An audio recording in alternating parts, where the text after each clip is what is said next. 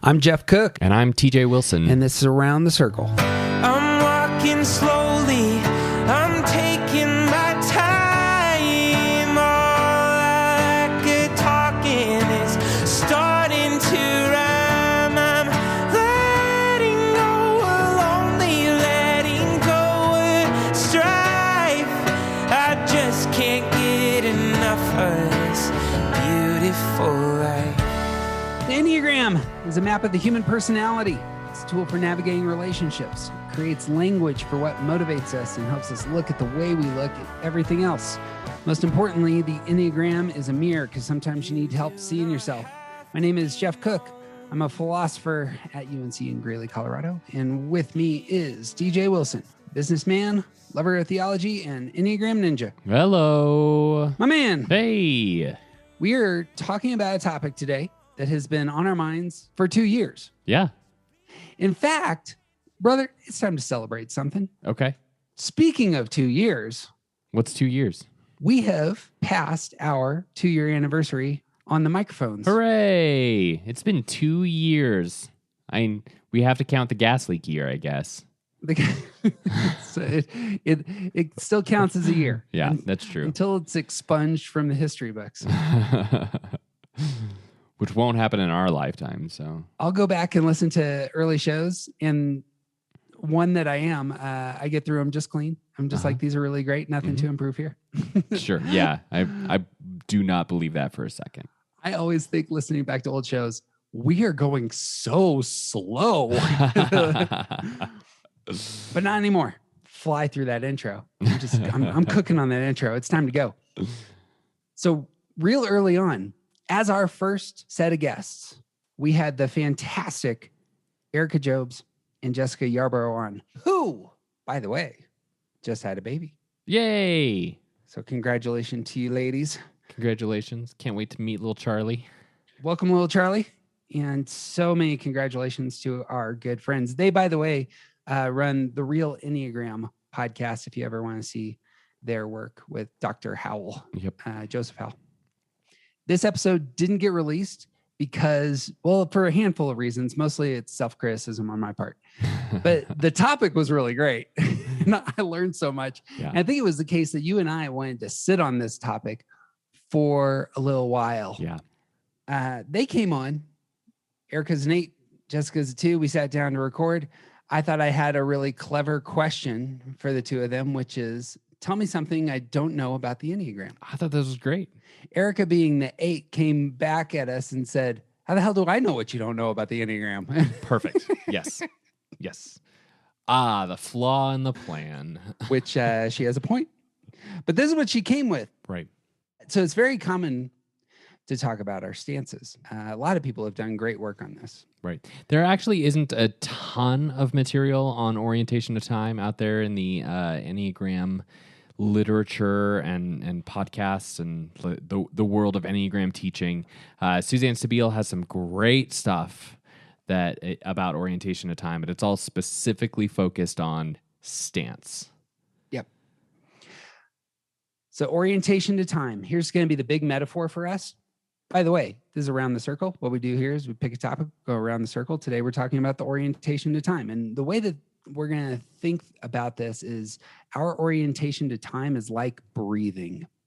You take in the world through your primary center, through your intelligence center, and you breathe out into the world through your stance. That's going to be common language we're going to keep coming back to. So kind of get this in your head. I'm taking in the world for 8s, 9s, and 1s. Well, how does this work? 8s, 9s, and 1s take in the world how? So 8s, 9s, and 1s are their primary intelligence center is the body, and their primary basic need is for control or autonomy.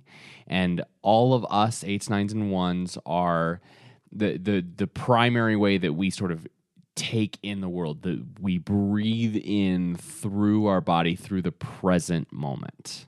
Like all of the information coming to us is about what's happening right now. It's going to be different from 2s, 3s, and 4s who are going to take in the world through their heart. But this is going to have an orientation to time with it. Can Talk about that. Right. So the orientation for the heart is about the past. It's about how relationships have gone, how have we related to each other to get us to where we are. So all of the information for 2s, 3s, and 4s comes in from the past. And lastly is the 5, 6, 7s, who in the head triad are taking the world in through their head. But this also has an orientation. Yeah, and that is about the future. 5, 6s, and 7s are all planning, thinking about like the information that comes to them is about the future, and the fear that sort of dominates them, their basic desire for security is about the fears that they experience of potential futures. All of the types are going to describe having an underlying feeling. For 8s, 9s, and 1s, the feeling is anger. And for 2s, 3s, and 4s, the feeling is shame. And for 5, 6s, and 7s, the feeling is fear. You will notice very quickly that these all have a temporal side to them. Right. These are emotions locked in either the past, present, or future. Right. Like anger happens about things that are happening right now, things that you're experiencing, things that you go through. When you spend time in anger about the past, that changes. It becomes resentment. It becomes sometimes shame. It becomes other things that are not necessarily about what's happening right now. Anger is about right now. Shame or even relational anxiety, like that underlying presence in the heart center, is about the past. It's about how relationships have gone wrong. It's about the things that I've done to upset other people, the things that other people have done to upset me. It's about how I have felt about my experiences in the past. Shame is naturally a past experience. You might feel embarrassment about right now, but when shame comes in, it's about remembering what happened. And then fear, like I said, is about the future. You don't fear things that are happening right now. You don't fear things that happened in the past because they already happened. You fear what might come, and that's always about the future. We commonly talk about the Enneagram as a set of glasses. It might be worth imagining that each of us have, say, a mask. I don't know if you could imagine everybody in the country having to wear a mask, but just say you could. And imagine that you are breathing in through a certain type of mask. And there's only 3 types of masks. And one of them filters everything that comes into the mind, heart, self through the mask that is the past. I'm filtering everything that I experience through this past orientedness. And oftentimes that's why the heart triad ends up having that tinge of shame. It's where have relationships gone wrong in the past, and how is that informing the experience that's coming my way? Yeah. Right. Secondarily, the head triad is going to be filtering everything through the future. The future is always a place of anxiety. What might happen? And so I'm experiencing the here and now, but it is filtered through the mask that is the future. And I'm breathing in reality around me through a future orientation. Right. The interesting thing, and we're going to need to unpack this, 8s, 9s, and 1s are going to, in taking in the present moment, are going to resist it. And that is their filter.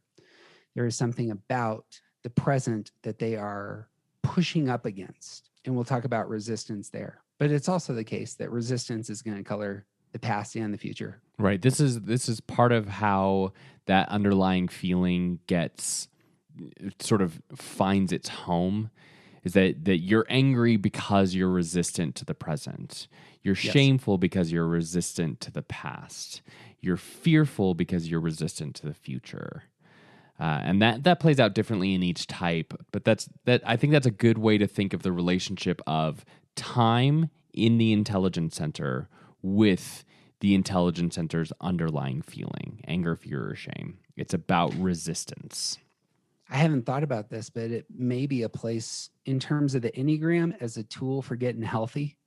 Once you know your number, you know, 2s, 3s, and 4s, that you are resistant to the past. And 5s, 6s, and 7s, you're resistant to the future. And 8s, 9s, and 1s, you're resistant to the present. Right. And perhaps part of getting healthy, getting away from your shame, fear, and anger, is to get over that resistance. Right. And to do those things that attack being resistant to your past, present, and future. I hope I'm going to get this quote right, because I've heard her say it over and over and over again. But the great Suzanne Stabile, quoting David White, says that maturity is about holding all three in one and having an equal relationship with those, with the past, the present, and the future. That is how you get to maturity. Yep. I suppose if you wanted more on that front, you could consult our last series on head, heart, and body. Right. Each of us have access to all points in time. Yeah. Right. In theory. Like we each struggle with one time period more than others. If you breathe in and hold your breath, you're not going to last long. So you got to breathe out. And this is the rhythm of life. Mm-hmm. Breathing in, breathing out is the rhythm of life. And you breathe out through your stance in Enneagram language. The breathing out is, how do I get what I want in the world? The breathing out is about connecting myself with everything else. And each of the types, again, have an orientation to time with their stance. And oftentimes when people talk about orientation to time, this is what they mean. Right. Your stance is locked in with a past orientation, present orientation, or future orientation. It's almost like we, through our intelligence center, we're taking in the information through a time period, but with our stance, we're actually focused on a different time period. That is the central idea for this whole podcast. We're taking in the world through a certain orientation of time and engaging the world through a certain orientation of time. Once you can put a name to that, it's incredibly helpful. Once you understand what your person's orientation to time is on these two fronts, it's extremely helpful. Right. Right. Because you get to explain a lot. And we'll obviously go around the circle with all of those people that we love and why we're just like, I don't understand what you're doing. I think this might be one of the most profound disconnects about relationships. Like, we talk about relationships a lot here, and we talk about the way, like the fact that the Enneagram is about 9 different ways of seeing. The way that I see is different from how you see. Mm-hmm. But the orientation of time might be one of the most sort of enlightening and informative aspects of how the different ways that we see change our interactions and relationships. Because as someone who is more oriented to the past, I have continual problems with people who are oriented to the future because we are focused on very different points. Yep. And once we learn that, we can actually have a conversation about it, and it goes way better. Yeah. But without that, it's like, why are things so wrong here? It's because we're oriented to different parts of time. We talked about this in our podcast on stances about a year and a half ago, where the withdrawn types and the aggressive types, it's not just the energy going outward. It's here. It's actually how you're, thinking about how you get what you want. Is it in the future or is it in the past? Mm-hmm. Man, those are two different universes in some ways. Right. Boom. Well, you want to get into this? Let's do it. Let's start with the 2s. Great. Heart triad, I think, is the easiest to understand on this front to get us rolling. And I think the body triad is the most tricky. But once you get the rhythm, then you can see what's going on with the body triad. Sure. 2s are going to take the world in through the past. That is a filter. That is a mask that is colored by shame. And they're going to respond to that shame in the present, because that's what their stance is. Their stance is the reactive stance. It's the earning stance. And so you will see that 2s routinely are meeting the needs of other people now, but much of the motive for meeting the needs of other people now is about not experiencing the shame that they experienced way back when. Mm-hmm. not just the shame, but also these are how I have related to people in the past. Mm-hmm. This is how our relationships have gone, and this is how I know who I am in a way, is by relating to other people. Yeah. Yeah, that's a good way to put that.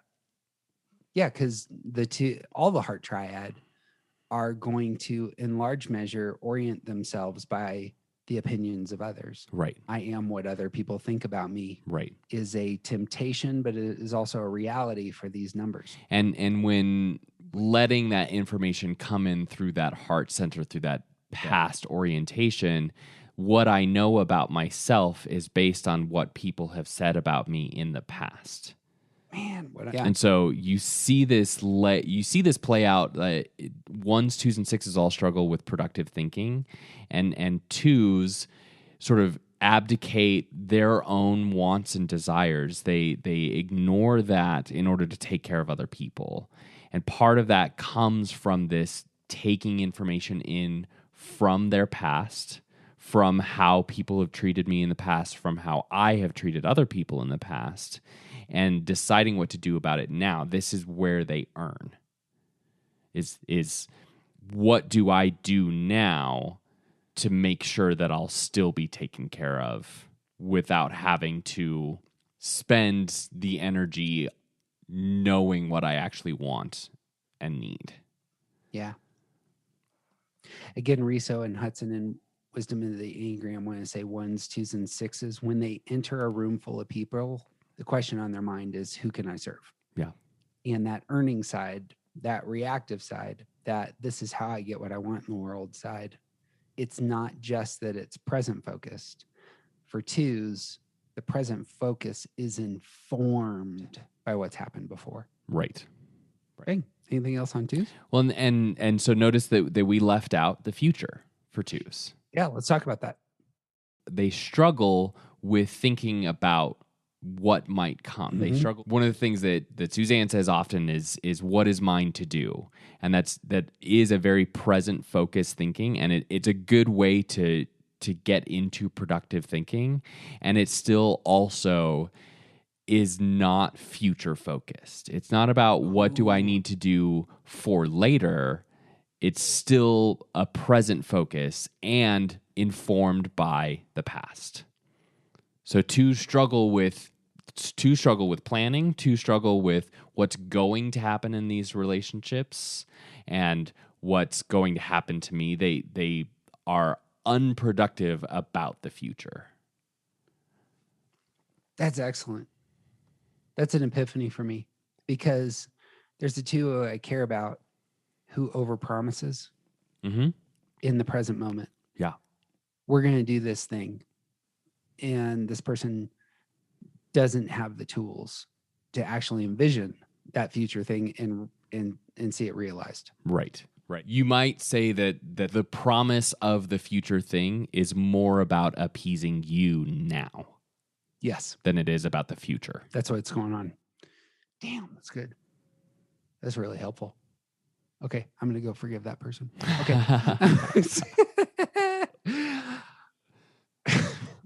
I like this question of what's left out. I'm going to bring that back up with all these types, because it will be the case. Every single type has a period of time that is left out. Right. You can't avoid it. Right. And some of us, ones, fours, and sevens, we are left out of two spheres. Yeah. This we'll is get there. We'll get there. It'll be fun. But let's bring up the threes. Cool. Man, this is most clean for me. The idea of two orientations to time is most clear for me with the threes. There is a filter going on for the three that is identical to the two.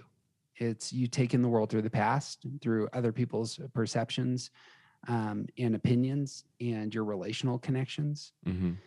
And when you pursue what you want, which is, again, that your basic desire is to get attention, it's not present focused like the two. It's what's happening Tuesday, what's happening Thursday, what's happening Saturday. Yeah. Specifically with threes, it seems to me, it's how do I ensure failure does not take place on Tuesday? Right. I will do everything in my power in this moment to make sure that Tuesday is not a failure, it's a success. Right. part of the aggressive stance with 7s and 8s. 3s are, their focus is always on what's coming. Even when they are in the middle of something, they're still thinking about what's coming next. And so, like you said, it's not Thursday for 3s. We're recording on a Thursday right now, and it's not Thursday for 3s. It's already Tuesday. They're thinking about the next thing that's coming, and they're making a plan for what their future is going to be like, because the information coming at them is from their past experiences, is from how relationships have gone ahead. And they use that information to inform how to be successful, how to sort of move and shape myself to make sure I get to the future that I'm looking for, which is about attention, success, etc. Yeah. And this is also part of the 3s being in that pragmatist grouping with 6s and 9s, where they're attaching to things that work and they detach from things that don't work. That is a big part of where their past orientation comes in. Like, if it didn't work in the past, they have abandoned it. Yeah. Because they're looking to the future of success. Yeah. If it worked in the past, they'll keep with it as they move forward into the future. We did an interview with the great Sean Palmer when he released his books on Enneagram 3s, in which he spoke at length about not only his own history, but the history of his family. And there was something about that was real informative to me about the heart of a 3, of understanding this is how I and those who I'm connected to have been engaged by everyone else. And his move to ensure that the things that are seen as failures never happen again is to move hard into the future and say, here's what I'm going to do. Right. This is a fantastic way to be in the world, 1. And 2, it's really informative for me in terms of how to understand the processing that takes place in my friends who are 3s. Yeah. And I think their sort of repressed time aspect is a good way to think about the fact that they're feeling repressed. So 3s, 7s, and 8s are all feeling repressed. This is part of their aggression. This informs their stance. And 3s often struggle with this, especially because they're in the heart triad. They're in that feeling space. But the fact that the present moment is the one that they're not focused on. So they draw information from the past and they focus on the future. And the present moment is more about how to get to the future than it is about the present moment. Yeah. This is, I think, one of the easiest ways into understanding feeling repression for 3s, because they are not processing their feelings about what's happening right now. They're moving to some future point in time. Absolutely. And then their feelings get processed as a past recollection. Woo! So when 3s have significant emotional moments, they often are not processing it in healthy ways because of their time sandwich. This whole podcast is going to wreck me. You watch. That's exactly right. That is so on the nose. So I don't know if this is helpful, but I know a lot of folks who listen to this podcast want to talk about parenting. And this is so helpful on this front in terms of your orientation to time being applied to the people that you love most. Yeah. Everything my brilliant, beautiful, super successful spouse is thinking about our children ends up being an emotional reaction to what might happen in the future. Yep. And she does not know how to process those emotions in the present moment. Correct. Yeah.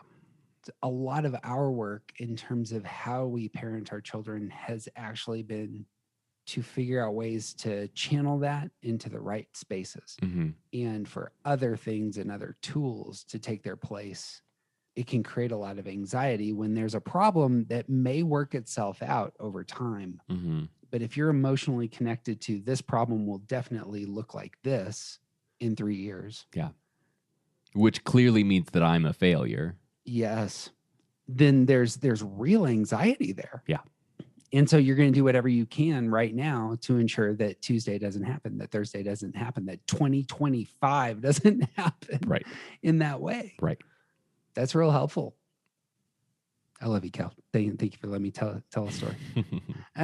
As a side note, yeah, this is also why it took her so long to process her mother's death.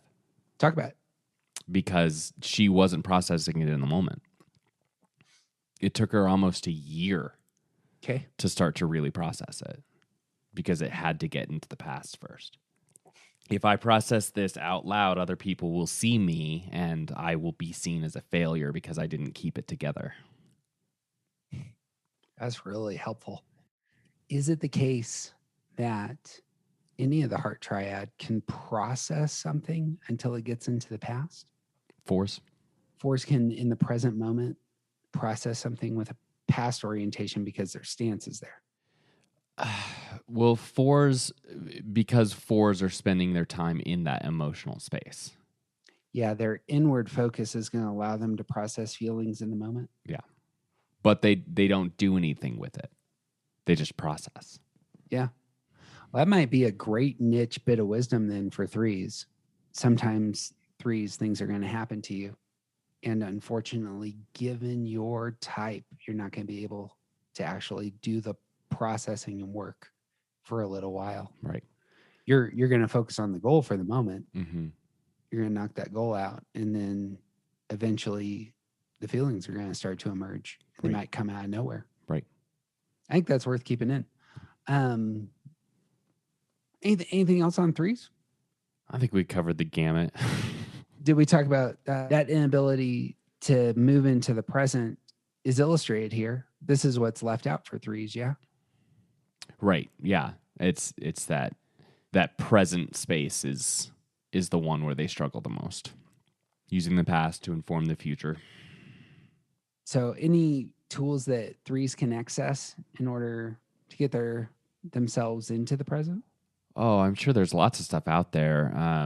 I think that so I don't think a like being present kind of focus is necessarily going to be really valuable to all the types, but the type of thing that Rob Bell talks about in How to Be Here and like meditation and working on shifting that focus to what's happening now instead of what might be coming. I think that's how you bring.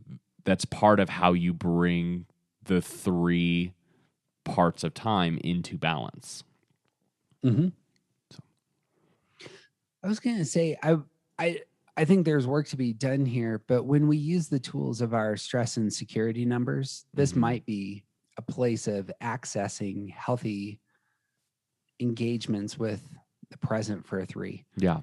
So when the three moves to 9 and accesses in a healthy way, the tools there in their stress number, what they do is actually step away from the stage. Yeah. They move into a place where they want calm. And if they can get there, that calm is going to be stance-wise in the present. Right. And they also they also step away from the plan. Yeah. Yeah. Yeah. Those are the tools accessible for the three in their stress number. You can go there in stress, and sometimes you're forced there in stress. Mm-hmm. But real healthy threes can figure out ways to access spaces of calm where they're like, this is the point in my calendar where there aren't any goals. Mm-hmm. We're not achieving anything. I am moving into spaces that are withdrawn for the sake of my heart and soul. And that actually ends up being a space where you can access that. And that might be, annual rhythms. That might be daily rhythms. Mm-hmm. Clearly, Sabbath is a practice. Right. That threes would be wise to embrace. Right. Boom. Let's talk about the fours. Okay. Fours are going to be the first on our list in which both their stance and their intelligence center focus on one period of time. And for the fours, it's the past. Right. The idealist grouping, ones, fours, and sevens all get to take in and focus on the same point. And fours, being in that heart triad, they're drawing all of their information about themselves and about other people and about the world around them from their past experiences, and then their focus is still on what people think about me and what I think about other people, and it still lives in this sort of past way, as part of the withdrawn triad of with fours, fives, and nines. They sort of step back to introspect, to gain some of the attention that they're looking for. It's in a past centered kind of way. This is the part of this theory that is the most confusing for me. And so perhaps floating it in terms of, I would love language here. When fours, fives, and nines in their stance are engaged with the past, how does that work? Well, it's about letting the past decide how we move, how we go forward. When I'm in meetings where, like, when I'm in like leadership planning kinds of meetings, I as a nine, when we're talking about the future, I'm thinking about it in terms of what we've already done.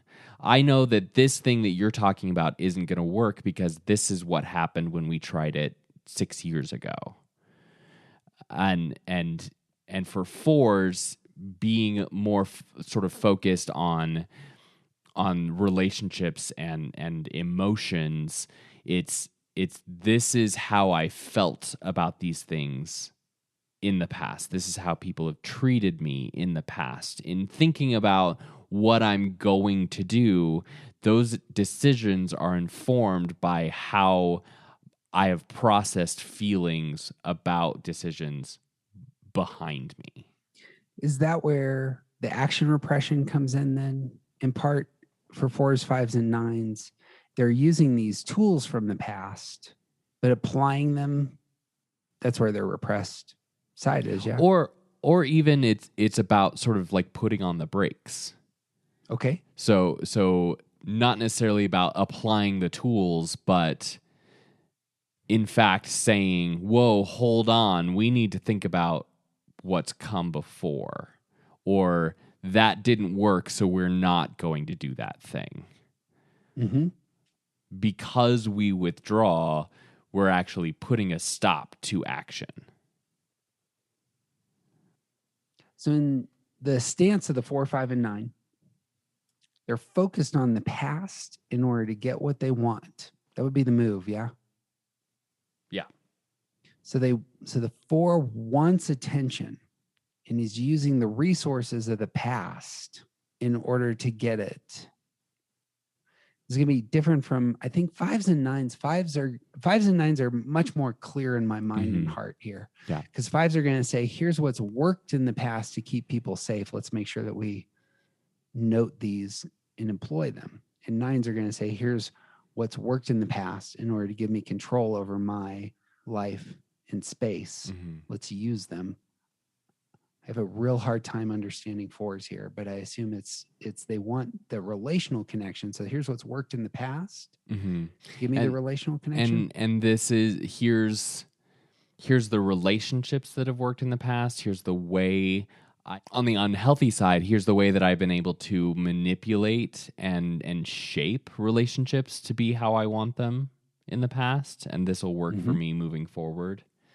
In a more healthy way, here's how I've been able to relate to other people in the past, and this is how I know how to make decisions about my relationships now. It's based on that understanding that comes from previous experiences. Yeah. Is there an overlap with that in the heart of a 4? Is there an overlap with that with their sense of their own uniqueness? Yeah, I think there is significant overlap there, having to do with their past experiences. Like nobody has the exact same past that they have, There it is. and their understanding of themselves, because both their source of information and their focus is about the past. Their understanding of themselves is rooted in their past experiences. So threes, their understanding of themselves has a lot to do with who they will be on Tuesday. But for fours, their understanding of themselves is entirely derived from who they have been and what got them here. And their experience is entirely unique from everyone else's experience around them. Yeah. Because both their orientations to time are past focused. They got a monopoly on being able to see just how different everybody is in terms of how their stories have played out. Right. Everyone's story is unique, and they are very interested in those stories. Have a great radar for the beauty there. Perhaps have a great, maybe this is why fours can sit in the dark spots, is with that past focus, it's just overwhelming how much has gone on. And so I understand that this is actually just how things are. Mm-hmm. And because of that past focus, they are also able to see the benefit of the things that have gone badly. Like diamonds are created because dirt is pressurized like crazy. Diamonds are created in terrible situations, and the only way that you get them is through pressure. All of the things that have happened to us have made us into the individual beautiful things that we are. And we are unique in part because of our stories, and we are beautiful in part because of our uniqueness of our stories. I had a conversation with a gentleman who's a four, who's absolutely a treasure to me, who was focusing on the negative elements of his past and was unable to get out of them, and was looking for wisdom there. And I stole something from you on this front, which was, you need to honor those things because they're true. Yeah. But they need to be balanced by all the good things as well, because those are also true. And that was the move forward for them. And it just pinged for me in saying it to them, or it pinged for them in terms of their orientation to time was so important to just being healthy now. Their self-understanding. All these relationships have gone badly, perhaps, or, I'm not finding the connection I want. And that was at least a through line in terms of our conversation. You should honor those. They are true, but these other things are great as well. Right. So allow them to have equal power in your heart and mind. Well, I think that also has to do with the resistance to the present and the future the fours experience. Okay. Is that like, if things are going to go well, then there's something to look forward to. True.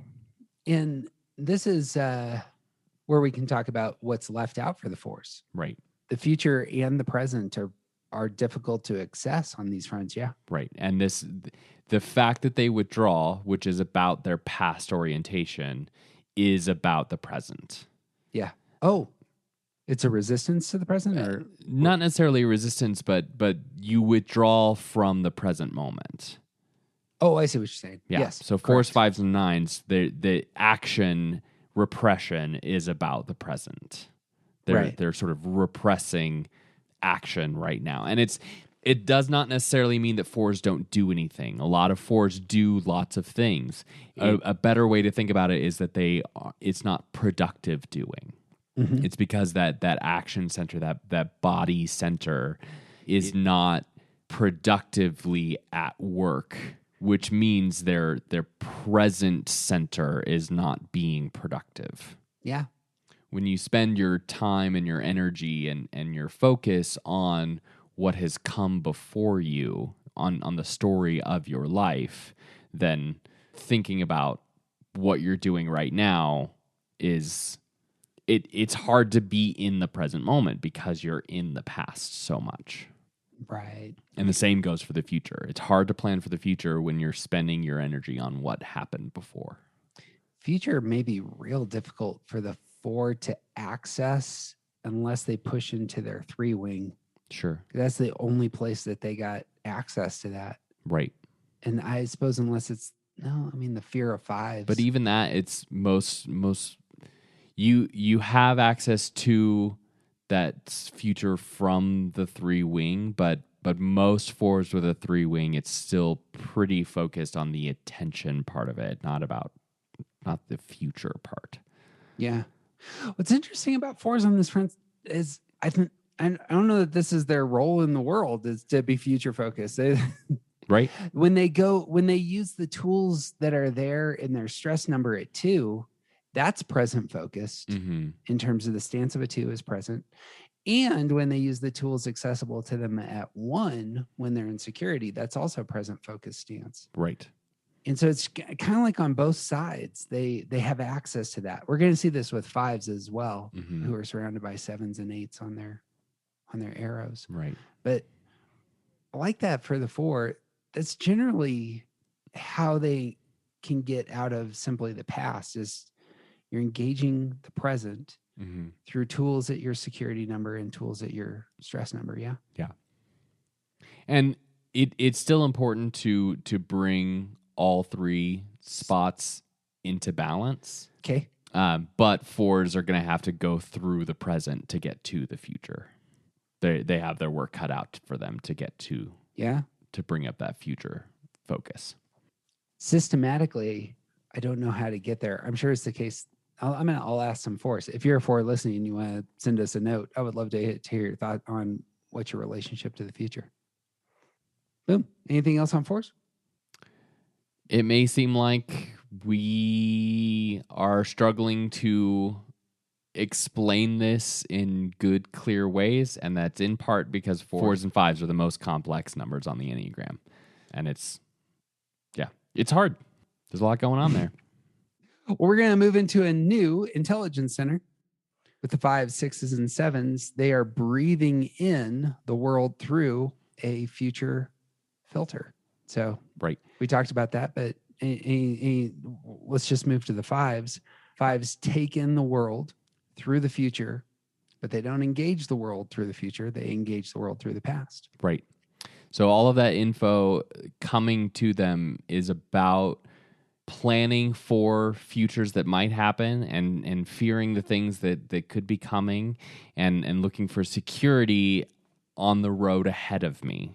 Mm-hmm. That's where the 5s are at. That's how all the information comes in, is what things need to be feared about the future. And the way that they engage, the way that they focus, their focus is actually with the 4s, 5s, and 9s, and it's on the past.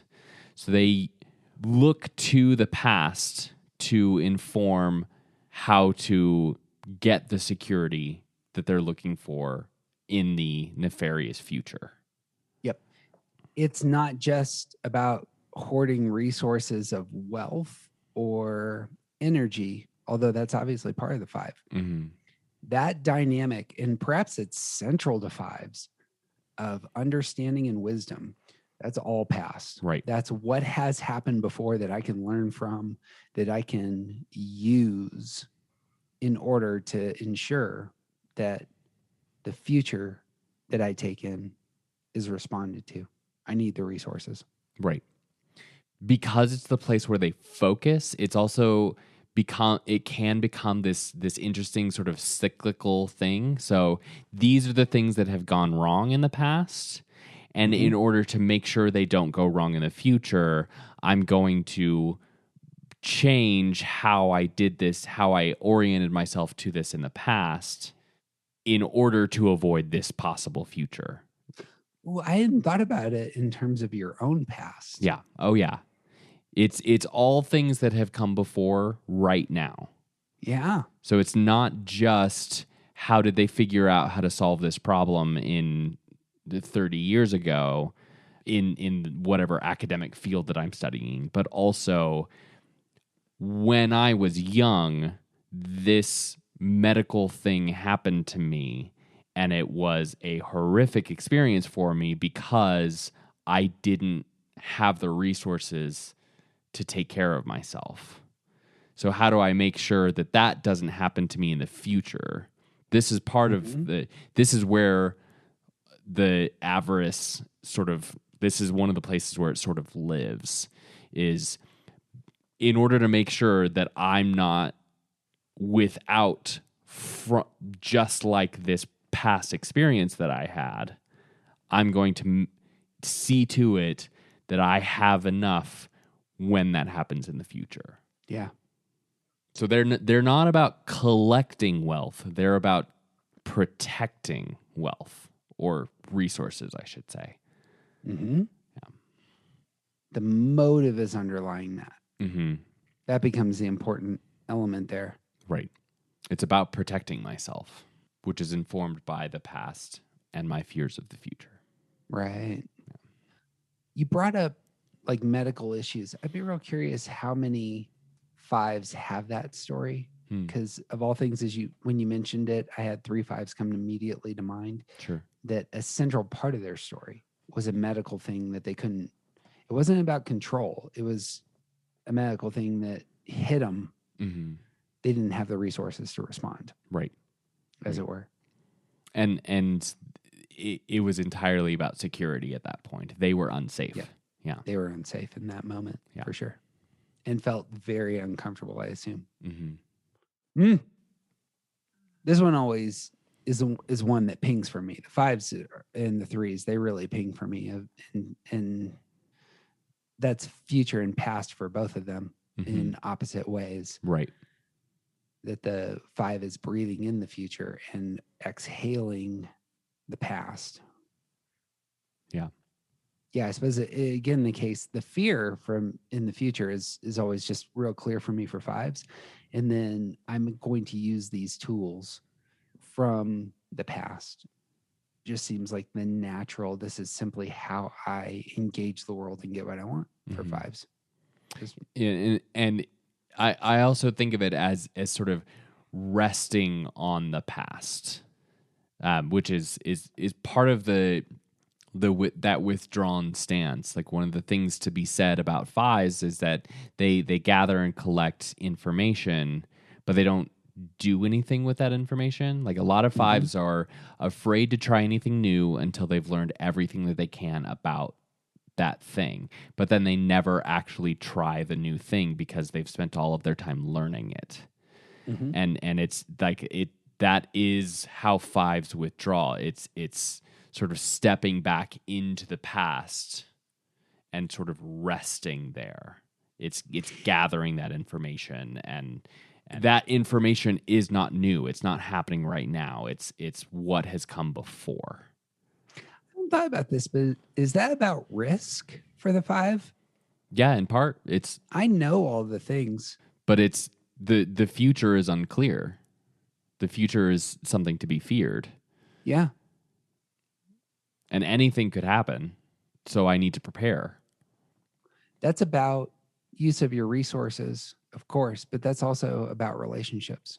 Yeah, this is time and energy and emotions, and like a lot of 5s are described as sort of aloof, and it's because they're protecting their resources, which includes their emotions, and focused on, well, this is where we've been, so we're fine, right?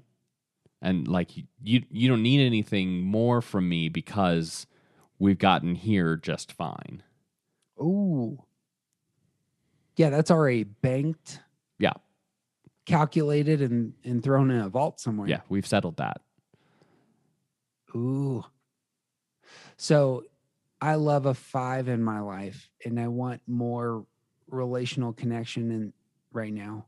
Mm-hmm. That's not how they're processing things. Right. They're thinking about the past, and they're focused on the past with information that comes to them from the future of the future. They're not thinking about what you need from them right now. Correct. because that's what's left out. The present moment for the 5 is what's actually left out. Right. Is the fear of losing a relationship going to register for a 5? No, because they're focused on the past. The relationship has been fine, so it's fine, right? Oh, there you go. And it's categorized as an asset Mm-hmm. that has a lot of positives to it and a whole host of negatives. Yeah, you know it. I suppose it's the case on the positive front. If things have been good with you in a 5 for years and years, then you probably don't need to worry about You whether really or not you're don't. cool right Yeah. now. If you haven't, if nothing actually broke and you haven't heard from a 5 in your life in 2 months, you're probably fine. They've just withdrawn. However, say you really do want emotional connection with a 5 in your life who you cherish and long to connect with, Mm-hmm. and they don't have the same response to you. They Right.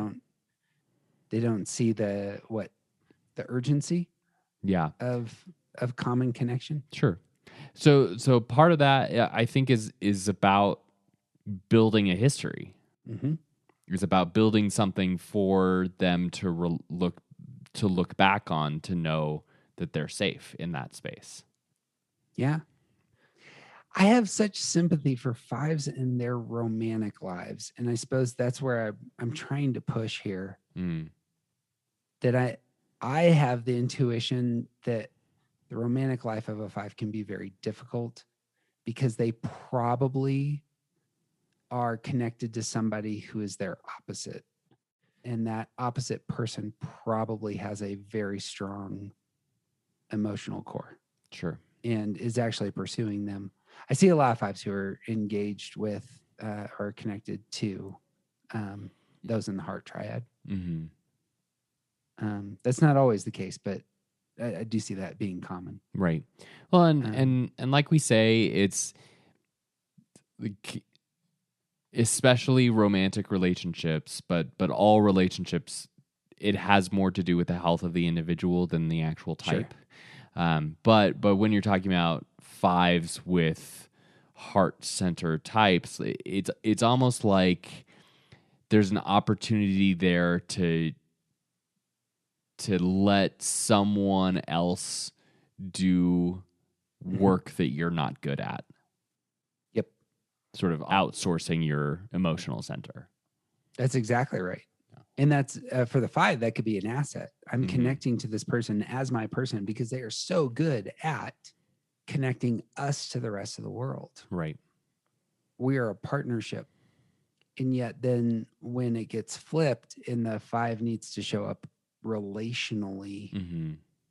If there's a relational history there for the 5 to rely on, for the 5 to know that this is actually a safe place, then that will probably be easier to manage and maintain. Yeah. Is there anything that we left out in terms of them in the present and engaging the present? Because that's what they have left out. Right. That's the withdrawn stance, is that they step back and they're not engaged with the present moment. Mm-hmm. And that's because their information is coming from the fears of the future and their focus is on how to deal with it from the past. Mm. They're not engaged with the present moment. There it is. Yeah. 6s, likewise, are going to be taking in the world through their head. And of course, that's their head is also their repressed center. Right. Let's talk about the 6s and taking in the world through the future. Yeah, so 6s, like, we're still in that head space, so all of the information coming at them is about future fears. It's about things that might go wrong in some sort of potential or even inevitable future. Mm. And they are in that, because their head is also their repressed center, because they are in that reactive earning triad with 1s and 2s, their focus is on the present moment. And so they are making plans for how to deal with the things that they fear about the future. Mm-hmm. So what do we do now to save ourselves from these inevitabilities? And there's her stance. Right. Breathe in the world through the future, react to it in the present moment. Right. Because they are a reactive type. Alongside 1s, 2s, and 6s, they are getting what they want in the present, and the present's what matters. Right. So because that head center is like the rational processing is simultaneously dominant and repressed, they don't think productively. Mm-hmm. So they're actually usually making plans to deal with things that are never going to happen. So that fear, that anxiety about the future is about things that if they were actually thinking productively, they would know that those things probably aren't going to happen. But because they don't think productively, they're currently making plans for how to deal with those things that probably aren't going to happen. There it is. That's great. Again, you can see how there are 2 times at work there. Right. In terms of the future, taking in the world through the future, responding in the present, bang, bang, bang. Yep. That also describes quite a bit about their motive of wanting to feel safe, Mm-hmm. their orientation in time and how they engage the world, both in terms of how they take it in and how they get what they want. Makes a lot of sense of their basic motive. Right. And it also points us into how they get into this cycle of unproductive thinking. Because if you're always thinking about the things that are going to go wrong and making a plan for things that aren't going to happen, then it just becomes this cycle that repeats itself of planning for things that don't happen and being afraid of the future that never comes. What is the overlap between unproductive thinking for the 1s, 2s, and 6s in terms of the present?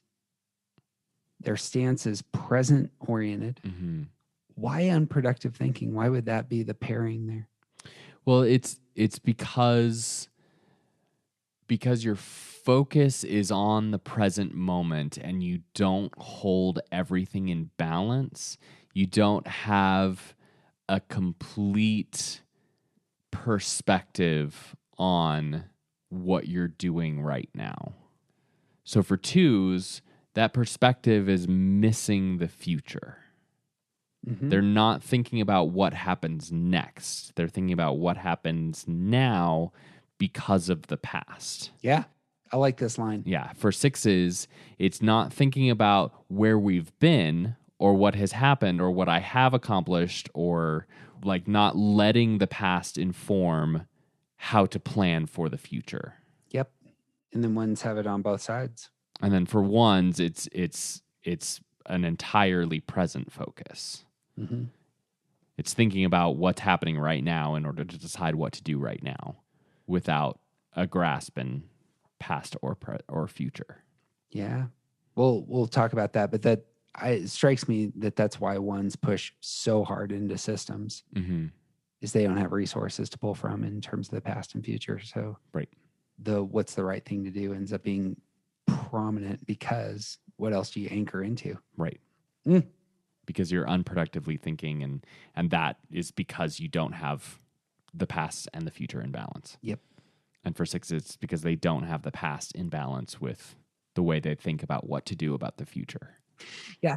So this is what's left out for 6s that we can elevate here. It's they don't have the past to inform the things that they're struggling with fear-wise. Right. And so cannot access, here's how everything has gone right in the past on these fronts. Mm-hmm.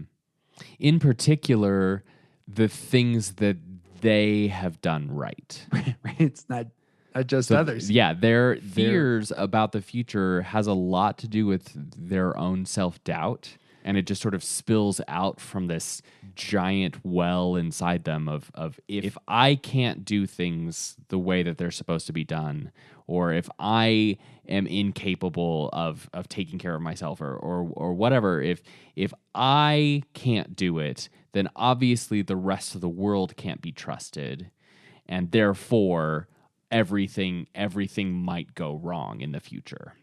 Oh, I haven't heard that before. The self the self-doubt a 6 experiences Mhm. is applied to others.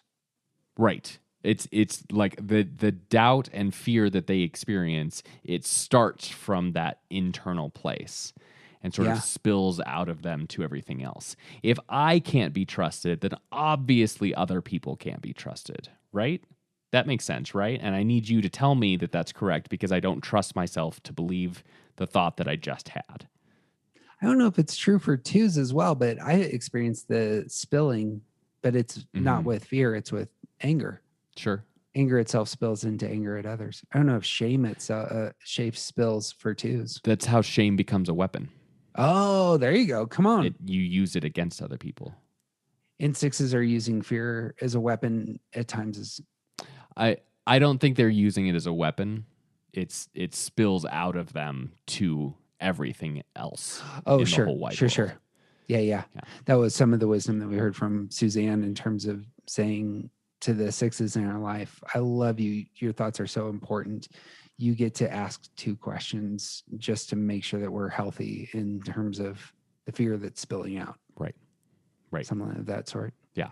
I suppose on the flip side, however, if you listen to our deep dive into Star Wars, Darth Vader weaponizes fear and he's real good at it. Right. I think that's because Darth Vader's a bad person, though.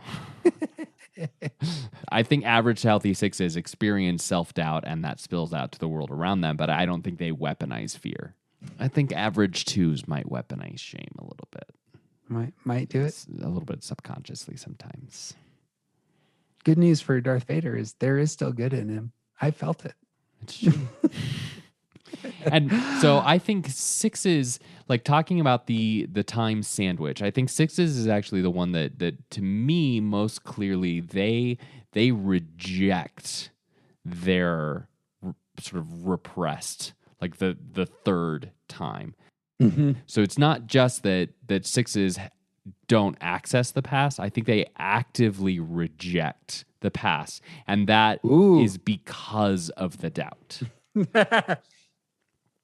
Yeah, is it the habit of not trusting, or what is that? The tendency to not trust is then applied to the past, or that's actually what the non-trust is. I think it's both. I think it's the instinct to not trust myself and others means that the past is not trustworthy. This is again the breathing in image really hits me here. You are breathing in the future through a filter of fear. Mm-hmm. And obviously, with all of us, we have to address our underlying feelings of anger, shame, and fear. And that's some of the hard work. That's Right. just some of the hard work right there, is just being conscious of this is how I take in the world. Right.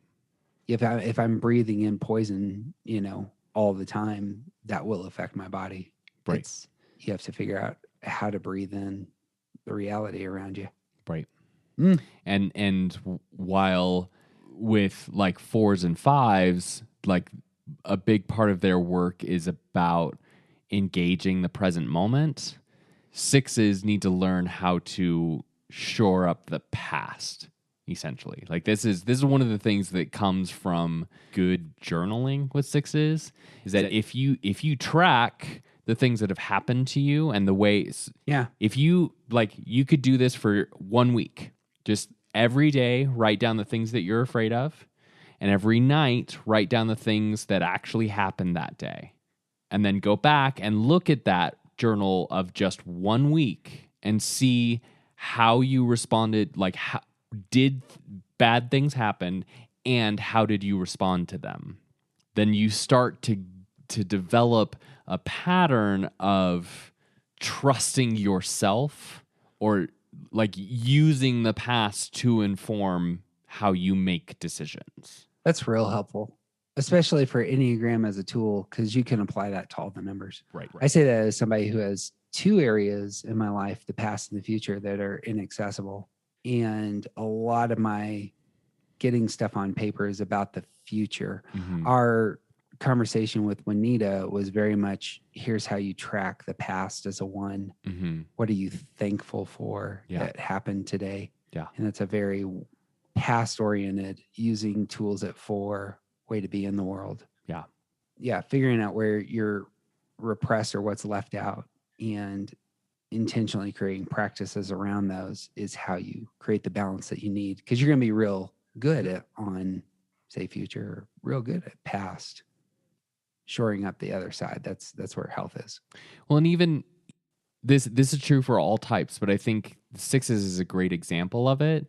You're not good at the present and the future because you're so bad at the past. Ooh, it spills. You need to bring all of them into balance. And like it is absolutely true for all types. Fives are not good at the past and the future unless they are also engaging in the present. Having all of that information and planning is useless unless you use it. Yeah, it's helpful. That's real helpful. That's a challenge right there. Yeah. Anything else on sixes? Nope. Well, it brings us to the sevens. Sevens are going to be in the idealist triad, which ones, fours, and sevens. They miss in two. They're sevens are future. Good job, sevens. Taking in the world through the future because they're in the head triad, but engaging the world in the future because they're in the aggressive stance. Right. So this, just like all the other head types, their processing of information, the information comes to them through potential fears about the future. But the way that they sort of address those fears, their focus is about how to move away from those possible futures by having other futures. So we talk about how sevens don't like to be stuck. This is one of the ways that they make sure that they're not stuck, is by having lots of possibilities of how the future could play out, because the one that they fear is amongst a multitude of possibilities. And they're going to make sure that they have the opportunity to try whichever one they want to go to at that moment. And they're always moving forward, always thinking about what comes next. Shows you why being stuck is such a big deal. Right. You're breathing in the future fear, and if you're stuck, you are not going to avoid it. Right. So let's keep all the options open as much as possible, because you're real good at being a jackrabbit. Right. I'd rather be on a horse than a train, because a horse can be moved anywhere, whereas a train is on specific tracks. And so they often can't see, especially because relationships are about what has happened. The emotional center is about the past. So they can't necessarily see how their behavior affects other people, because they'd have to look behind them to see that. Yeah. We've talked about this. Sometimes even the movement is the goal. Accomplishing the thing actually isn't as important as the movement itself. Right. Which continues to be a really helpful thing for me to understand about the sevens in my life, in terms of having real healthy relationships with them, that oftentimes the movement itself is the goal. Right. It's the activity that pulls them forward. It's not necessarily the thing that they're going to, because they're already moving on, because they're always future focused. What happens in the life of a seven when they are able to shut down the fear? Much like we talked about with fours, I think sevens have to engage in the present before they have access to the past. And they have to learn how to be still, be in the moment, and then through that learn to engage where they've been. So part of the emotional center being repressed for sevens has to do with them not being interested in the unpleasant emotions. When you tell sevens that they are disconnected from their emotional center, they don't understand that, because they love all of the good emotions. They just don't like the bad ones. Like, part of that is because the bad ones get them stuck. The bad ones are something that you have to be present to, and you have to. It's a sense that they won't escape those unpleasant places. Yeah. And in that constantly moving forward, like that's part of not engaging their emotional center correctly. It's also part of not engaging the past or the present, because that's where the unpleasant emotions live. Is in reflection, is in grief, is in sitting in pain. And so when sevens get to a place where they've actually been forced to, but been able to engage and learn how to be present to pain and grief and sorrow and learn how to learn from those things, then actually that those future fears start to have a different kind of timbre to them. Because part of their fear is about being stuck in unpleasantness. And when you learn how to go through the unpleasantness, then that fear doesn't have as much teeth. I suppose in the same way then for sixes journaling, I imagine for sevens journaling, that might be very valuable if they're able to actually go back and read their journals. Right. And what this thing that I feared didn't get me. I don't know any sevens who journal. Well, that's my point, I suppose. I can't necessarily speak to that being a useful thing. Like basically all the ones, twos, and sixes I know, when they do engage that type of activity, it's really good for them because it shores up unproductive thinking. I think for sevens, part of it is it's not necessarily journaling that they need to do. They need to figure out how to be present. Yeah. And journaling is often a little bit more past focused. Well, I suppose that's where I was going. Although I think you're right. The past focusedness is going to be one of those places that sevens need to engage for balance. But I think they have to get through the present first to get there. Oh, I see. It's transcending that gap, as it were. Because fours are going to have the same problem going the opposite way. Right, exactly. This might actually be a place to bring up Huritz's work. He engages the intelligence centers and recommends practices based on the intelligence centers. So for 5s, 6s, and 7s, it's silence. For 8s, 9s, and 1s, it's stillness. Don't do anything. Right. For 2s, 3s, and 4s, it's silence. You don't need to connect relationally right now. It's solitude. Solitude. There it is. Yep. Thank you. Yeah. I mean, here's another place, I suppose, Enneagram as a tool could be used is thinking through your orientation to time and what really needs to be addressed. If I want to do work on my anger as a 1, then being still might be the best thing for me because I can't get angry at the thing that's not getting done. Right. And then for the heart triad, what it would be, I can't feel shame if I'm by myself, or at least as I'm filtering the world, the relational component is removed. Right. Can't get my value from other people when there are no other people. Right. Yeah. And then 5, 6s, and 7s, the silence means I'm cutting off all the messages that say this might go wrong. The planning and the fear of eventual futures. If I'm intentionally engaging silence, then I'm not thinking about the future. Yeah. Yeah. What's that book called? The Sacred Enneagram. There you go. Yeah. For those of you who are interested in that work, it's good work. Yeah. Well, that brings us to the body triad, which I said was the hardest, I think, to understand in terms of taking in the world, because they are taking in the world in the present.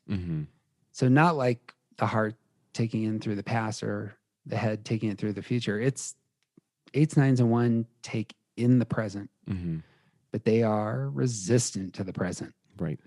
It's where anger comes from. We should talk about resistance both to the present, and then we should talk a little bit about resistance itself. Okay.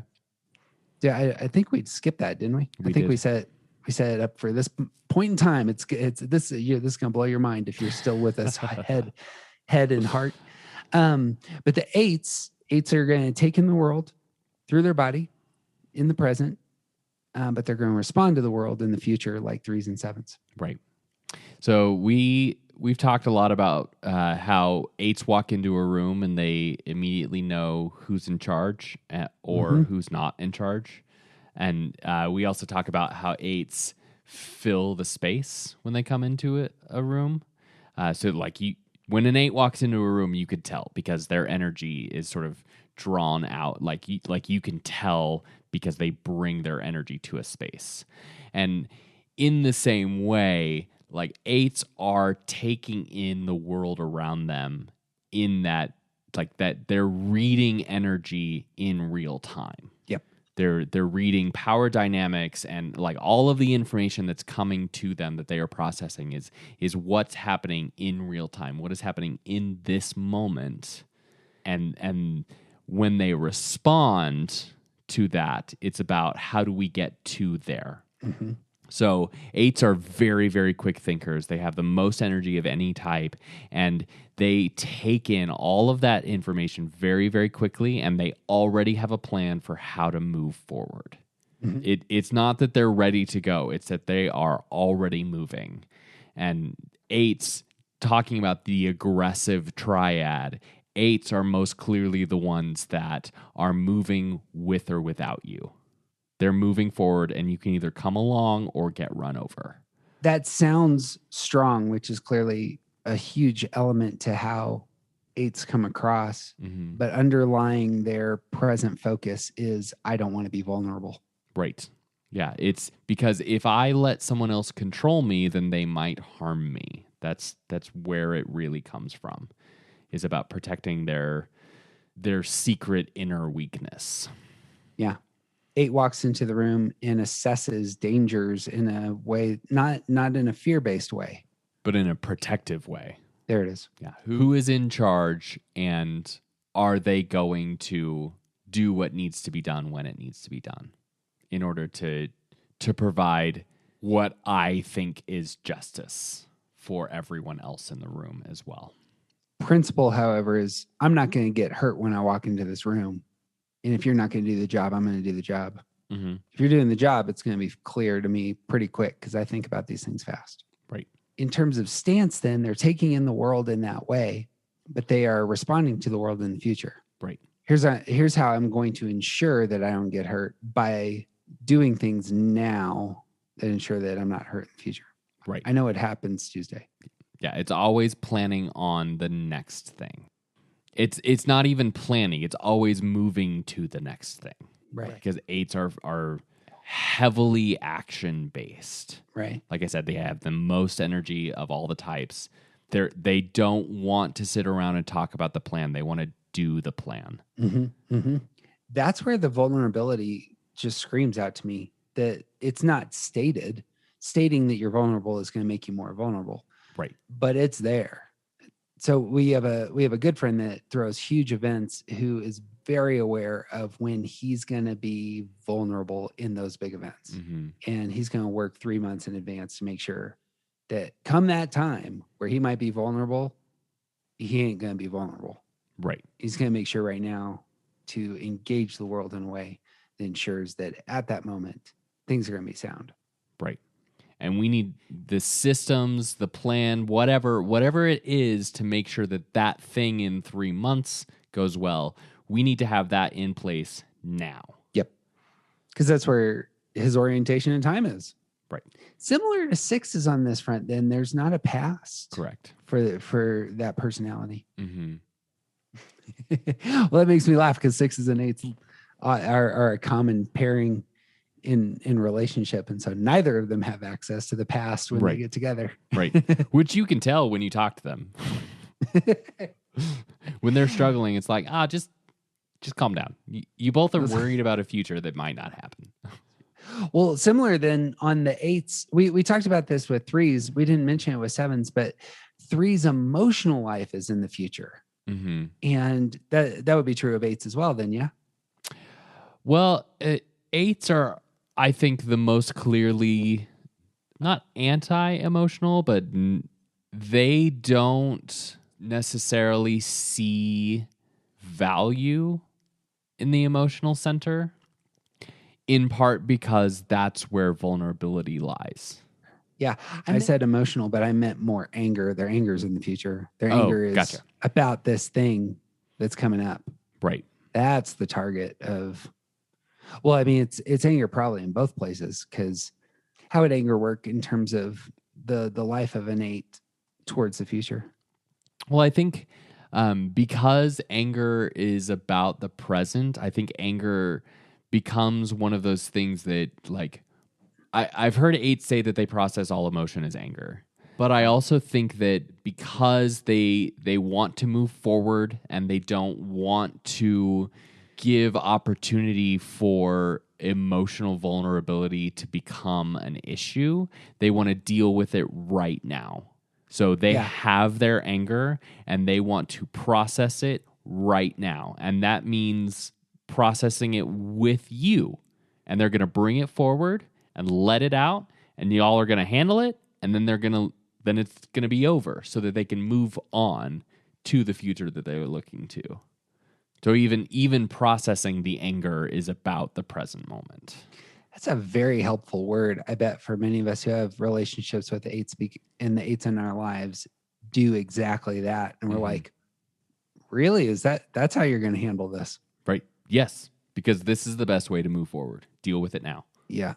And if we love 8s, we have to, we generally need to meet them there, because they're probably the ones driving that interaction. Yeah. Yeah. But you'll also often find that if you do meet them there, that you actually build into that relationship. Yeah. There you go. Yeah. And we've said this in the past, that 8s don't have very many very strong, tight, close relationships. Right.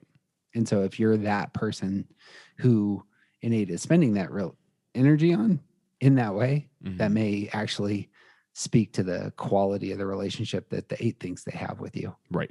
Right. Yeah. 8s use anger and conflict as a way to sort of test the boundaries, test the health of the relationship, see who's in charge. And if you don't push back on them, they know that they're the one in the driver's seat. Mm-hmm. Yeah. Last word, just to go back to just prime motive for an 8, it's I don't want to be controlled. And that's all over how they orient themselves to time right here. Right. This thing is going to come, and I'm going to handle it right now to ensure that in 2 months, in 1 month, it's not just vulnerable. I'm not going to be controlled by anything that might get in the way. Mm-hmm. And the past is simply an anchor that seeks to control us. Bang. Yeah. You want to talk about some 9s? Okay. It's again taking in the world through the present and responding to it through the past. Well, we need to say something about resistance. And 9s are probably going to be a great window into this. Mm-hmm. Would you talk about 8s, 9s, and 1s being resistant to the present? So this is one of those things that I think, like wings, it both is and isn't really, really profound and important. I think that this is a really good way to understand why the underlying feeling is paired with the intelligence center's perception of time. Mm-hmm. So for 8s, 9s, and 1s, our underlying feeling is anger. And it's because we are resistant to the present. That's how anger and the present go together, is that anger comes from our frustration, or like we have anger about things that are happening to take away our control in the present moment. There it is.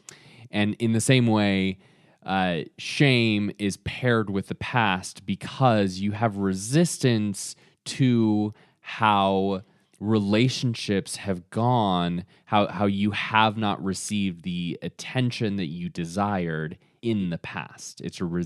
Shame is because of your resistance to the past.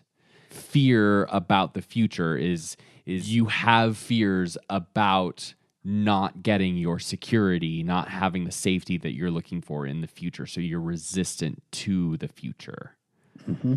So as a way of understanding how these things go together, I think it is really, really important. as a way of like, I think now that we've said it, we may never have to talk about it again. You know, I think this is gold. Yeah. As you're saying it. I think it is both profound and useful and incredibly valuable. And also, once you understand it, there it is. It's just there. Like gravity. I don't spend that much time thinking about gravity, but gravity is really important. Unfortunately, you're an Enneagram physicist, my man. But there is something there. I mean, at least it is helpful to me. I totally understand what it's like to be resistant to the present. And it explains my bad behavior frequently. Sure. And even if I know it, I could name it in the moment. I can even say, I don't care. I don't know how else. I don't have the tools at this moment to get beyond this because it's how I'm taking in the world. Yeah. Again, you got to assess your mask. You're breathing in the world and you're resistant to either the past, present, or the future. And that affects you. Yeah. And also sort of creates your underlying feeling. Yeah, exactly. And your underlying feeling is one of those things that, I want control and I don't want to be angry, but those are inescapably paired. Right. So 9s take in the world through the present, are resistant to the present, and draw on the resources of the past in terms of their stance. So You want to talk about that dynamic? Yeah, this is probably, I think this might be the clearest place to see resistance in the whole circle. Yeah, I agree. So being in that body triad, our information is always coming at us from what's happening around us right at this moment. So the whole world, all our friends, our work, our like all of the things that we're experiencing and the way we take in everything that's happening to us is through the present moment, through our body intuition, and the way that we respond to it is in that withdrawn way. And so we take a step back, we think about what's happened to us. Like we've talked about the pragmatist triad with the 3s, and it's also true with the 9s, but we attach ourselves to the things that gave us the control and the autonomy in the past in order to have the comfort and the harmoniousness that we're seeking now. One of the things that Riso and Hudson point out in Wisdom of the Enneagram is that it's not just the external world for 9s. It's also the internal world and their own anger and urges and emotional life. Right. That also is being tamed, patted down in the same way that 1s do. 1s are very ruthless with their out of control emotion. Mm-hmm. So too 9s, yeah. Yeah. And the way that Suzanne says it is that the 9s are boundaried both internally and externally. Yeah, there it is. So like this is part of where the resistance comes in. We are working, this is why, and this is also why we have the least amount of energy of all the types, is because we are working so hard at all times to protect our inner peace by setting up boundaries and making sure nothing comes in and disturbs it, and also to protect our outer peace by keeping the people around us happy and comfortable and making sure we're not entering into conflictual situations. We're boundaried internally and externally, and it means we're always working really, really hard and resisting what's happening to try and keep the peace. This seems to me to be a great way to understand the difference between 9s and 8s. If it were the case you only had one tool and it was the future, your life is going to look a lot like an 8. If you only had one tool and it was only the past, your life might look a lot like a 9, forgetting what you want most. Yeah. Both 8s and 9s want control. Both 8s and 9s are breathing in the world in the present moment, but they only got one tool. Right. And so if all you have is the past to work from, what does it look like in terms of your experience in the world? Right. It looks like a lot of rest and collecting a lot of stuff and neglecting things that are important. So we talk about 1s, 2s, and 6s not productive thinking. Mm-hmm. 4s, 5s, and 9s don't do productive doing. Mm-hmm. And this is, again, a great example of resistance to the present, is that I will focus all of my energy on things that don't matter instead of doing the things that I have to get done right now. Yep. And like that's how we narcotize. I've talked about the cups full of necklace chains before, like focusing the energy on something that I don't have to think about is a way of being disconnected from productivity in the present moment. It's control. Yeah. There you're able to control the present by withdrawing. Right. That's entirely how you're in nines are in the world. Mm-hmm. And getting what you want. You are getting what you want. You are in control in those moments of untangling necklaces. Yeah. Right. And only in that moment. This is actually so. Oh, there you go. Yeah. So the problem so the thing that we're missing is the future. So in disengaging from the present moment by engaging in the past, actually miss out on the things that are coming. Yep. So I'm focused on detangling a cup full of necklace chains instead of doing the work that I'm supposed to do, which means that the work that I'm supposed to do is going to sneak up and kick me right in the ass. Nines are fantastic at getting all the work done in a 2-hour panicky stretch. Yeah. And it's going to be half-assed and we're going to be upset about it. This is also how anger is tied to our resistance to the present. That's real helpful. Yeah. It's, again, a way to understand the relationships in our lives. If we love and are in communion with a 9, no anchor in the future. Right. Unless they push, I suppose we haven't talked about the arrows for a while, but unless they push into the tools available in their security number, which is 3. And their stress number, which is 6.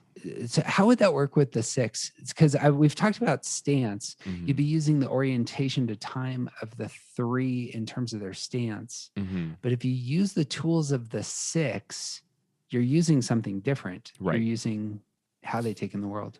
Well, yeah. So fear is a motivator. Well, and this might get us into the weeds a little bit about security and stress, and I highly recommend going back and finding our episodes about stress and security. We only spent a year on it. Yeah, for right. half a year. But when we go to 3 in healthy ways, one of the things that we get is goal setting, planning, mm-hmm. that future orientation, because that's how 3s naturally operate. Mm-hmm. The other thing that we can get from 3 is, or the other big thing we can get from 3 is about acclaim and attention and wanting recognition for the work that we do, because 9s are not very good at asking for recognition. And when we go to 6, part of what we get in healthy ways is about asking the questions to be prepared for things that might happen in the future.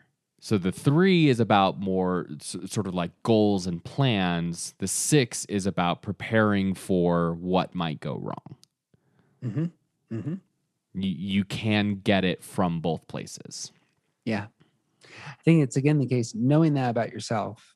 This is how you take in the world, how you engage the world.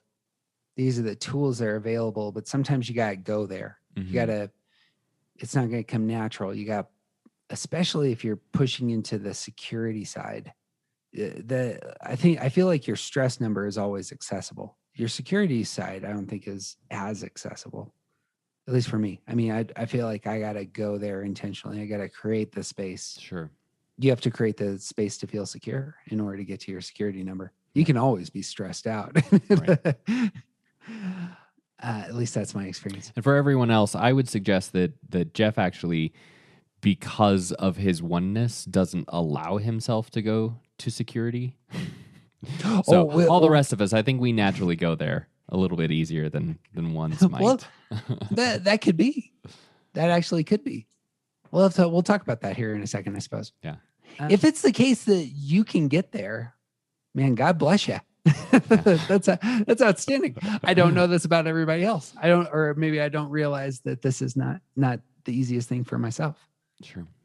Interesting, man. Just get a good glass and a bottle of scotch, brother, and you pull on those tools. Would that help you to get future oriented?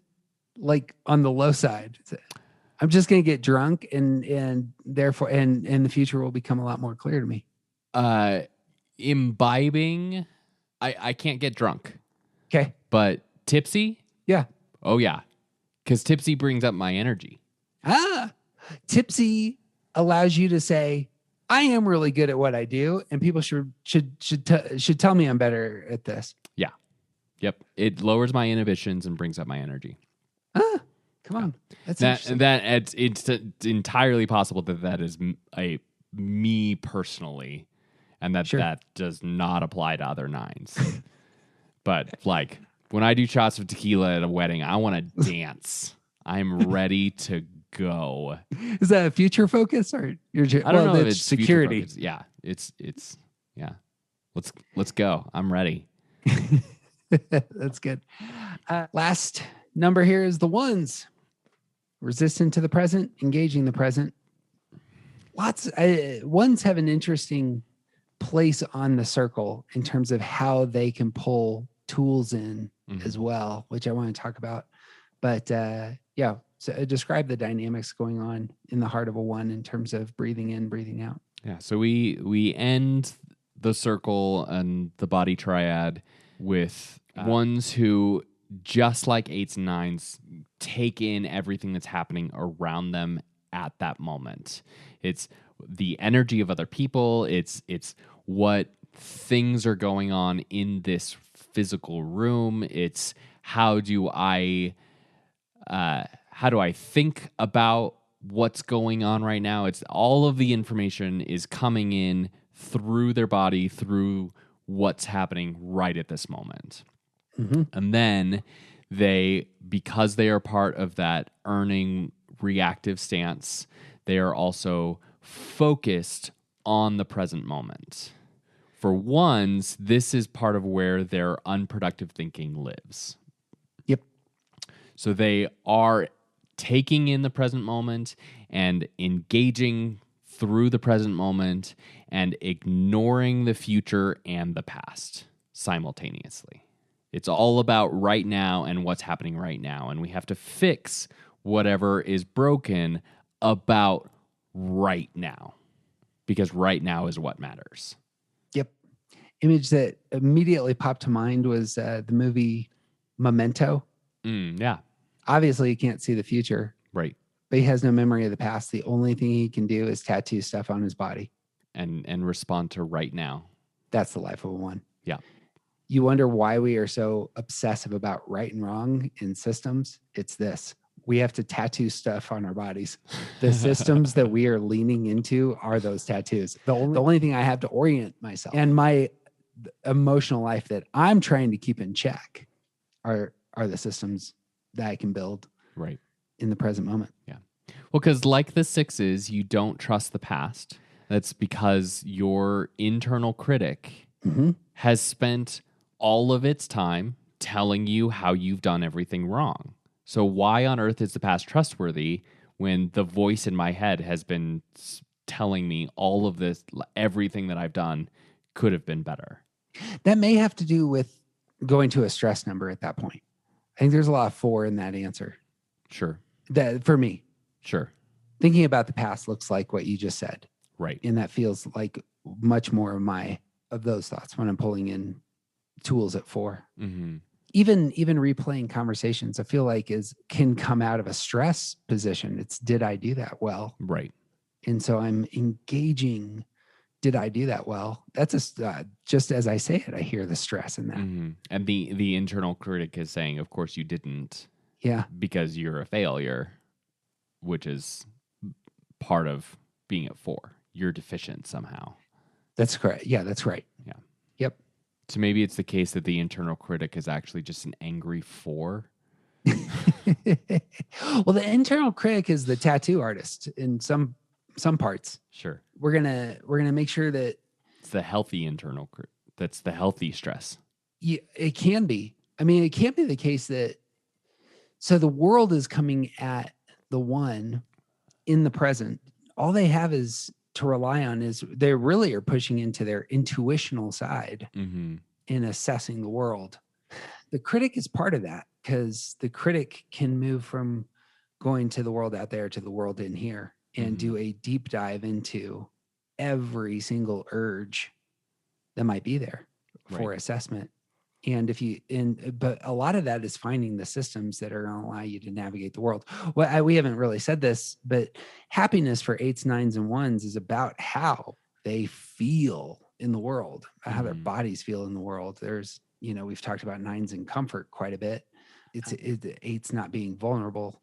For 1s, the crack in the ceiling and the light bulbs all getting changed, that's about how they feel in the world. And the same systems that they're putting in place that they have learned to put in place for countless decades as they grow into adulthood are simply applied to everything else. The only way I navigate the world is through these systems. Right. So I want to make sure that everything is sound, and that just gets easily. I mean, that becomes so habitual. That's a highway for processing experience. Yeah. I'm saying all this, kind of scattershot, but that's processing out loud, like a 1, 2, or a 6. And then I apparently am self-critiquing myself now. But is it the case? Okay. So there's the taking the world in through the present, but then there's the earning side for 1s. Which is about the present moment. It's yep. What do I do right now to gain for 1s, the autonomy and control that I'm looking for? Yep. And for 1s who have crafted these systems, it's about earning your way within the system. When I look around the circle, the one thing that doesn't hit me right when talking about control, security, and attention is 1s in control. I look at that and I always pause and I try and reassess that. Why do 1s want control, or how does that materialize? Because I think that's important to how they're trying to earn that control. I think it might be easier to think of it as being in control and not allowing evil, corruption, unpleasantness, whatever other word you might put in here, not letting your deficiencies call the shots. There it is. That's what I need. It's not about being in control of the stuff out there. I think it's about being in control of the stuff out there. It's entirely about being in control of what's inside you. Right. That's where 1s absolutely want to be in control. Yeah, 1s are very, very, very concerned about being corrupted. Yeah. At their core. Yeah. And if they are the ones that are in control and not some evil outside force, then they're okay. That right there describes. So I don't know if you've seen the trailer for Physical, which is an HBO show about a woman who apparently gets really into exercise in the 1980s. And I just saw it immediately. I said, oh, there I am on screen in the leotard. But the exercise, the diets, and how whatever the one gets obsessive with in terms of order, it's actually not about the stuff out there. It's actually about you being in control of yourself. Yeah. If you lose control of yourself, that's the thing that's terrifying. I think about this with a recent experience of a friend whose parent has Alzheimer's. That is top shelf for me in terms of that's where I'm terrified of. Sure. If I lost my control of my mental acuity and ability, that would be so difficult for me to wrestle with. Yeah. And that's what it is. It's about being in control of my inner life. Right. For a lot of 1s, the way that plays out is in following the rules according to some indwelt sense of morality or goodness or whatever. This is why 1s will often be described as perfectionists, is because you have to have things in order because this is how things are ordered. And that comes out of this same idea that because you are so concerned about being corrupted, so long as you are in control of your own faculties, then you're okay. And for a lot of ones, that plays out in this, like, putting things in order. Yeah. For you, it comes out in putting your inner life in order more than it does the things around you. You don't necessarily have to make your bathroom perfectly clean at all times, but the same idea is still there. Oh, actually, I'm suggesting the opposite. I would need verification from other ones on this. I wonder if the clean bathroom isn't really about them realizing their control of their inner life. No, we're saying the same thing. Okay, perfect. Because I think that's so Rohr uses that example in his book. When in stress, at least I can go clean my bathroom, right? Right. And put something outside of me into this perfectionist order that I think it should be in. Yeah. And it's a sort of turn on the control that I'm looking for, which is about my own faculties. That's what it is. Yeah. It's something's going badly. I'm going to go order the bathroom, but it's not about ordering the bathroom. Right. It's about getting your own anger under control and making sure that you feel comfortable. Right. In your physicality, but even more so in your heart. Right. It's just behavior manifesting out of this, what's actually taking place. Right. And this is, it's because of almost devotion to the present moment. It's because you don't have the future or the past in balance at all. Yep. That's exactly it. Yeah. Let's move there, because that is one of the things that's real interesting about ones is that in stress, they use the tools of 4 who are entirely oriented towards the past. And in security, they move to 7, which is entirely oriented toward the future. Right. So they got some real interesting tools to use in terms of their arrows. Right. Talk about ones using tools from 7 to orient themselves in the future.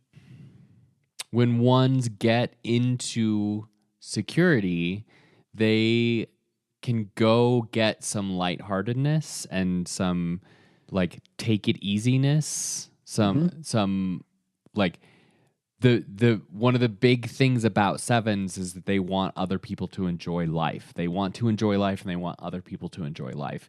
And when ones get into security place, they can draw from that energy and just go out and enjoy. And part of that is about looking to the future of possibilities. Mm-hmm. Ones also get access to a tremendous amount of creativity here because the world opens up to them and the future is boundless. Yeah, that mixes with their improvement side. How can we make all the things better? How can my family better, my life better, my vacation time better? I mean, it's in terms of boundless possibilities. Right. But also, you don't have to make everything better when you go to 7. You can just enjoy it. I'll think on that for a minute. I mean, obviously you have to earn the right for that. And because you're a 1, you never quite get to the place where you earn that. But if you ever do, that's one of the things that you get to pick up there, is that the world is boundless and you get to just enjoy it. No, that's true. I'm sure I've said this countless times. It's getting into those places of security often means that you're removing yourself physically, because again, much of 8s, 9s, and 1s is about their environments. Mm-hmm.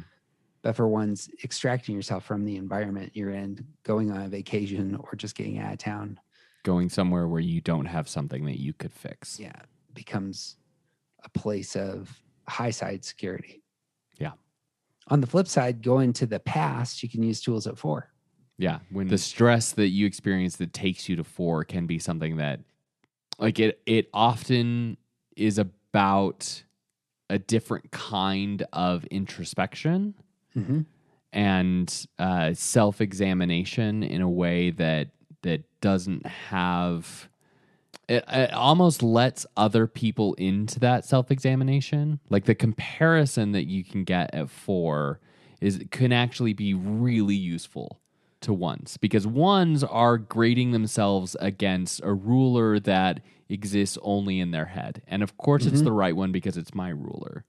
When you go to 4, you actually get to examine a little bit more about relationships and the way that other people have treated you in the past and the way that you've treated other people in the past. And you can draw on some of that past focus to help really bring up ways to move forward that are informed by things that have actually happened and not your own incredibly high standards.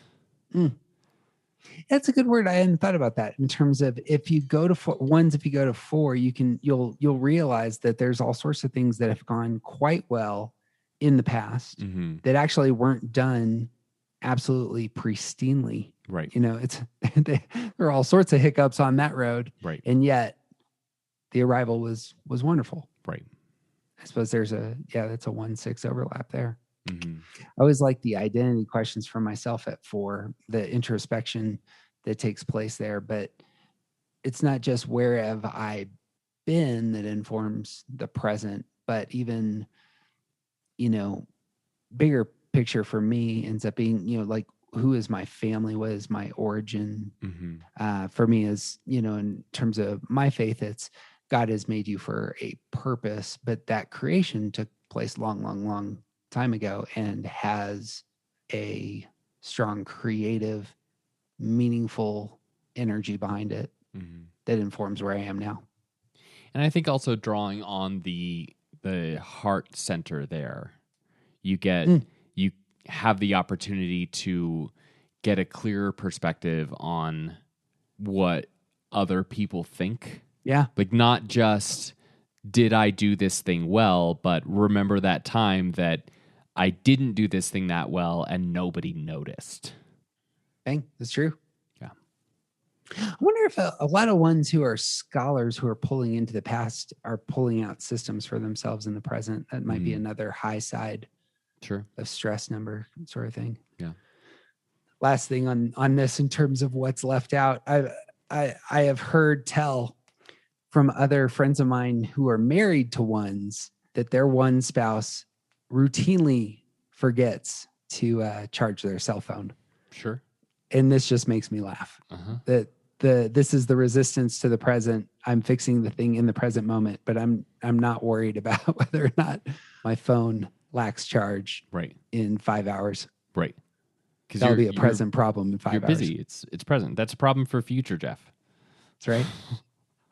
That's always real helpful for me in terms of just know this. Those of you who are married or loved ones in your life, the reason that we're not charging our cell phones is because of our orientation and time. We have a real hard time getting out of that. Yep. Until we have systems and habits. Right. I suppose there it is. I mean, if I have a system and habit, there's lots of ones who have their cell phone always charged, but I bet you it's habitual. Right. It's because they created a system and they always follow that system. You got charge your phone tattooed on their chest backwards. Well, that's what I got, my man. Cool. Me too. With one recording hiccup, we got through. I loved this podcast. This was fun. This is outstanding material for me. Do you got anything else? Just encapsulating all of this stuff. I would hope that you take away a lot of, you, the listener, would take away a lot of great information about your own orientation of time. But if you only took one thing away from this, if there was only one nugget of information that you took away and did something with beyond this, I would hope that the most important thing would be that you have an orientation of time and the person next to you has a different orientation of time. Mm-hmm. I take in the world around me through the present and use the past to inform how I'm going forward. And I struggle with the future. And one of my absolute best friends in the whole wide world is entirely devoted to the present moment. And when we talk, he is concerned about things that are happening right now. And I'm concerned about how our past experiences are going to inform right now. Mm-hmm. That means that there is a fundamental disconnect in the way we talk about some things. And just understanding that makes things a little bit easier. Yeah. It's a great thing to know. Well said. Complimentary. You have another friend who's entirely in the future. Yeah, That's going to create a whole new. Is 100% future. Is a 7, so it's future. And I get so frustrated with him sometimes because he's already moving on from things that I'm still thinking about. Yep. And it's because he's in the future and I'm in the past.